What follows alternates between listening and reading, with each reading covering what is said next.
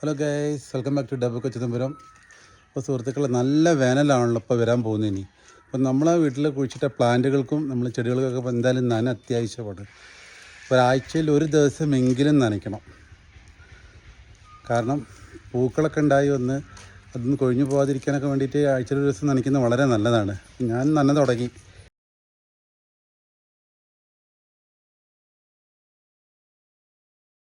വേനൽക്കാലത്ത് ഫലവൃക്ഷങ്ങൾക്ക് കൃത്യമായി നനയ്ക്കുന്നത് അവയുടെ ആരോഗ്യത്തിനും മികച്ച വിളവിനും അത്യന്താപേക്ഷിതമാണ്.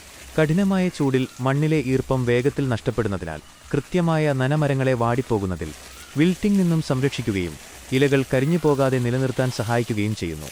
ഫലങ്ങൾ പാകമാകുന്ന ഘട്ടത്തിൽ ആവശ്യത്തിന് ജലം ലഭിക്കുന്നത് പഴങ്ങളുടെ വലുപ്പം കൂടുന്നതിനും അവയിൽ കൂടുതൽ നീര്, ജ്യൂസിനസ് ഉണ്ടാകുന്നതിനും സഹായിക്കുന്നു. കൂടാതെ ഉയർന്ന താപനില കാരണം മണ്ണിലെ പോഷകങ്ങൾ ലയിച്ചു ചേരാൻ വെള്ളം അത്യാവശ്യമായതിനാൽ വേരുകൾ വഴി വളം ആഗിരണം ചെയ്യുന്നത് നനയിലൂടെ എളുപ്പമാകും.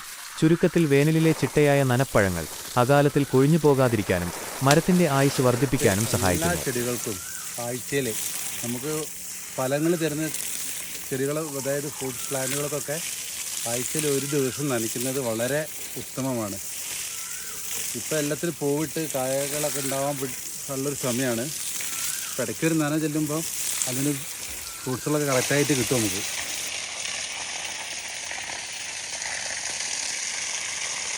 കുറച്ച് നന കിട്ടിക്കഴിഞ്ഞാൽ കായകളൊക്കെ നല്ലോണം ഉണ്ടാവും. ചൂട് കൂടിയ സമയമാണ്. അപ്പോൾ എല്ലാവരും ഒന്ന് മരങ്ങൾക്കൊക്കെ നനയ്ക്കാൻ ശ്രമിക്കുക. ഉണ്ട്, ബാക്കോട്ടിലൊരു നാല് മരങ്ങളുണ്ട്. പല വെറൈറ്റി ചാമ്പയാണ്. ചാമ്പ ഉണ്ടാകുമ്പോൾ ഞാൻ നിങ്ങൾക്ക് കാണിച്ചു തരുന്നുണ്ട്. കൊച്ചുകൂടി ഇഷ്ടപ്പെട്ടാൽ ലൈക്ക് ചെയ്യുക, ഷെയർ ചെയ്യുക, ഫോളോ ചെയ്യുക. അപ്പോൾ എല്ലാവർക്കും ഒരിക്കൽ കൂടി ബൈ ബൈ.